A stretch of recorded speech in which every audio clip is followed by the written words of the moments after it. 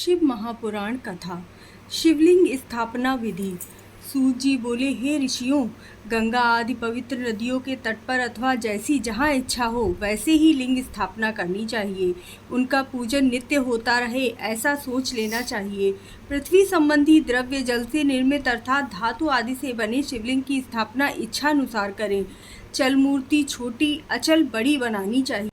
शिवजी के लक्षणों से युक्त सिंहासन पर मूर्ति को पधरावें।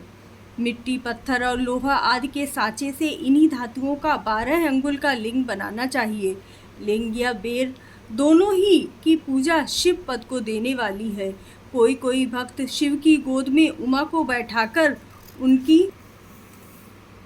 पूजा करते हैं। गुरु से जानकर स्नान आदि करके भस्म लगाकर नैवेद्य से शिव पूजन करें। पंचाक्षर मंत्र के जप में प्रणव लगाना चाहिए। फल प्राप्ति के लिए गुरु से दीक्षा अवश्य ले लें। गुरु ज्ञानी तथा ब्राह्मण होना चाहिए। ब्राह्मण को नमः शब्द पहले बोलना चाहिए। ओम नमः शिवाय और वर्णमः शब्द अंत में कहें। ओम शिवाय नमः। ब्राह्मण की स्त्री नमः पहले ही लगावे। जो 5 करोड़ मंत्र जप ले वह सदा शिव रूप हो जाता है। ब्राह्मण नित्य 1008 गायत्री मंत्र जपे तथा वैदिक सूत्र का जप करे। ओंकार को 1000 बार जपने पर मनोरथ की सिद्धि होती है। शिव क्षेत्र में 100 गुना फल देता है। जहाँ लिंग पधराया गया हो वहाँ से 100 हाथ तक की भूमि पवित्र होती है। वह पुण्य क्षेत्र कहलाता है। इतना सुनकर ऋषियों ने पुनः पूछा, हे सूत जी, अब आप हमें ऐसे पुण्य क्षेत्रों का वर्णन भी संक्षेप में सुनावें जिनका आश्रय पाकर स्त्री पुरुष परम शिवपद को प्राप्त कर लेते हैं। इनका आगमन कैसे हुआ यह भी बताने की कृपा करें। क्षेत्र वर्णन। गंगा आदि नदियों के तट पर अनेक तीर्थ हैं। सरस्वती नदी भी बड़ी पवित्र है। इसके तट पर निवास करने वाला ब्रह्म पद को पाता है। हिमालय से निकलने वाली गंगा जी 100 मुख वाली हैं तथा पतित पावनी हैं। उसके तट पर वास पुण्यदायक है। काशी आदि अनेक पुण्य क्षेत्र हैं, वहाँ निवास करना चाहिए। सोनभद्र के तट पर स्नान व्रत आदि करने पर गणेश पदवी को पाता है। 24 मुख वाली नर्मदा के तट पर वास करने वाला वैष्णव पद प्राप्त कर लेता है।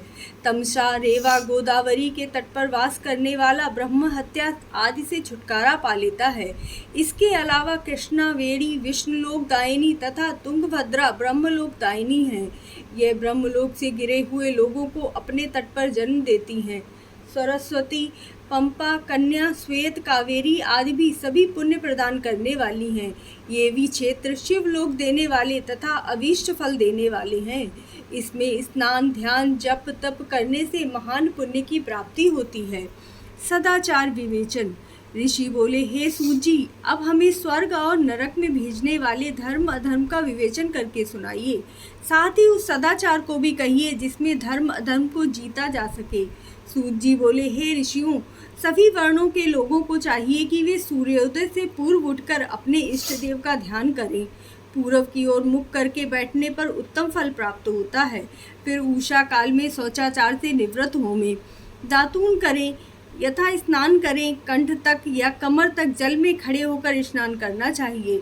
घुटने तक के जल में मंत्र से स्नान करें। फिर तीर्थ जल से वहाँ के तथा अपने इष्ट देवों को संतुष्ट करें। वस्त्र पहनकर पितरों को तृप्त करें। आचमन, संध्या उपासना करके गायत्री का जाप करें। प्रातः, मध्याह्न तथा सायं संध्या करें। पश्चिम की ओर मुख करके साय संध्या करें। उंगलियों की छिद्रों से सूर्य को अस्त होता हुआ देखें। प्रदक्षिणा कर शुद्ध आचमन करें। अपने उपार्जित धन को 3 भाग करके व्यय करें। धर्म, वृद्धि तथा भोग धर्म से चित्त को बढ़ावें। बचत का कोष नियत करें। पीड़ा न हो इसके लिए थोड़ा में निर्वाह करें। ऋषि कर्म के धन में से 10वां भाग दान कर दें। व्यापार के धन का 6वां भाग दान करें। यथाशक्ति याचकों को दान देना चाहिए। दूसरों के दोषों को न देखें तथा क्रोध को उत्पन्न करने वाली बात किसी के प्रति न कहें। प्रातः, सायं, संध्या और अग्निहोम करना चाहिए। सूर्य की वंदना करनी चाहिए। यज्ञ आदि की विवेचना। ऋषि बोले, हे सूत जी, अब आप कृपा करके यज्ञ, देव यज्ञ, ब्रह्म यज्ञ, गुरु पूजा तथा ब्रह्म तृप्ति को क्रम से कहिए। सूत जी बोले, अग्नि में द्रव्य युक्त हवन करना ही अग्नि यज्ञ है। यह अग्नि यज्ञ कई प्रकार का है। एक तो अग्नि यज्ञ में समिधा द्वारा हवन करना, दूसरा विवाह होने तक ब्रह्मचर्य व्रत रखना भी अग्नि यज्ञ है। विवाह के बाद सुबह शाम दोनों समय हवन करना चाहिए। वनवासी यति लोग अपनी आत्मा में ही अग्नि आरोपण करके प्रातः सायं सूक्ष्म भोजन के द्वारा ही अग्नि यज्ञ कर लेते हैं। विवाह के समय की अग्नि को सुरक्षित रखना चाहिए। ब्राह्मण देव तृप्ति के लिए एक बार ही अग्नि में यज्ञ करें, फिर शेष समय में वेद का ध्यान करें। प्रारंभ में महादेव जी ने रविवार को बनाया और पुनः सप्ताह के 6 दिनों को बनाया। उनकी पूजा तथा फल भी नियत किया। पाप शांति के लिए रविवार के दिन की पूजा उत्तम है। लक्ष्मी प्राप्ति के लिए सोमवार, रोग शांति के लिए मंगलवार की पूजा करें तथा इस दिन काली का भजन भी पूजन कर सकते हैं। बुधवार को विष्णु का पूजन करें।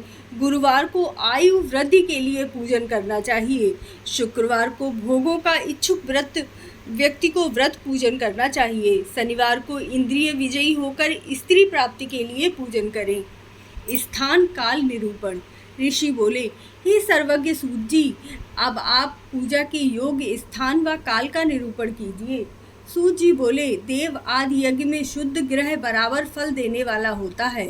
उससे 10 गुना गौओं को बांधने वाली जगह, उससे 10 गुना जल का किनारा, उससे 10 गुना बेल का वृक्ष, पीपल की जड़, गंगा गोदावरी कावेरी कही जाने वाली नदी, उनका तट परम उत्तम होता है।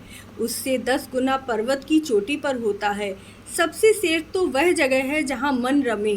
शुद्ध हृदय से किया हुआ कर्म सर्वत्र और सब काल में पुण्य देने वाला होता है।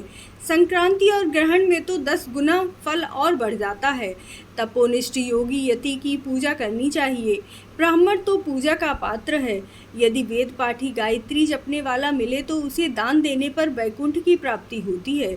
शिव भक्त परायण ब्राह्मण को दान देने पर कैलाश की प्राप्ति होती है। नर नारी आदि जीव कोई भी भूखा हो वहीं अन्नदान का पात्र है। इच्छा वाले को देना अभीष्ट फल को देता है।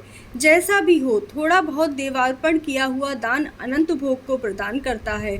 मनुष्य को तप और दान ये दोनों ही हमेशा करते रहने चाहिए। देवताओं की तृप्ति से सभी भोग मिलते हैं। ईश्वर अर्पण बुद्धि से दान करने पर मोक्ष की प्राप्ति होती है। पार्थिव पूजन। सूत जी बोले, हे महर्षियों, मिट्टी की बनाई प्रतिमा के पूजन से स्त्री पुरुष सभी के मनोरथ पूर्ण होते हैं। इसके लिए नदी, तालाब, कुओं या जलाशयों के भीतर की मिट्टी लगाकर सुगंधित दवा का चूर्ण मिलाकर श्रेष्ठ मंडप में बैठकर दूध डालकर अपने हाथ से सुंदर प्रतिमा बनवाकर पूजन करें। गणेश, सूर्य, विष्णु, पार्वती, शिवजी की मूर्ति का आदर से पूजन करें।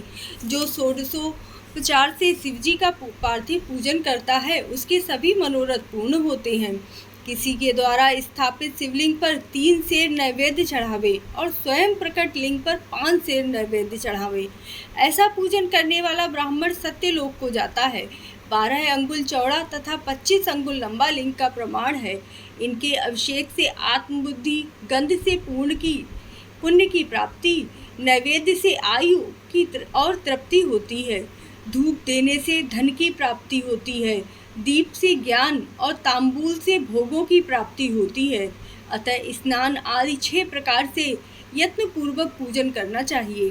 नमस्कार और जप दोनों सभी अभीष्ट सिद्धिदायक हैं। अतः पूजा के अंत में यह अवश्य करें, क्योंकि इससे भोग और मोक्ष दोनों की प्राप्ति होती है। मानसिक पूजन भी अवश्य करना चाहिए।